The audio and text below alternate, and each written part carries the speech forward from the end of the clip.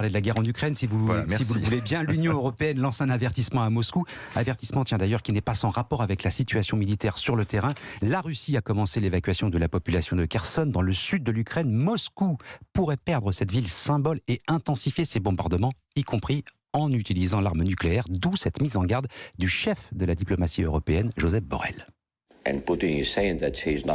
Poutine dit qu'il ne bluffe pas avec la menace nucléaire.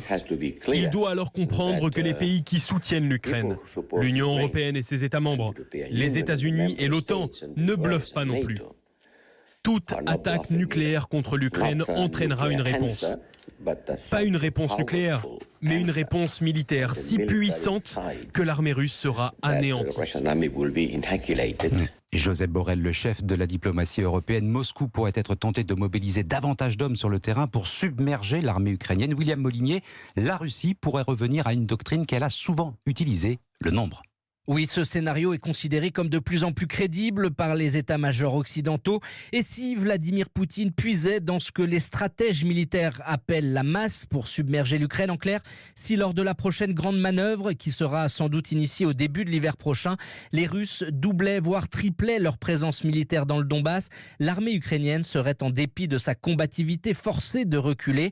Elle ne ferait tout simplement pas le poids face aux colonnes de chars russes T-62 et T-72, du matériel ancien, mais le Kremlin a des réserves de plusieurs milliers d'unités.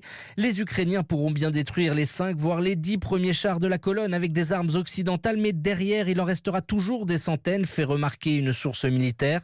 La norme du rapport de force est de 3 attaquants, un appui, une couverture et un acteur principal contre un seul défenseur. Elle est démultipliée en zone urbaine jusqu'à 6 à 10 contre 1, mais avec ses 25 millions de Russes mobilisables, Moscou est en mesure sur le papier du moins d'atteindre, voire de dépasser ce rapport de force, menace que Volodymyr Zelensky ne cesse de rappeler aux pays occidentaux. William Molinier, spécialiste défense à Europe 1.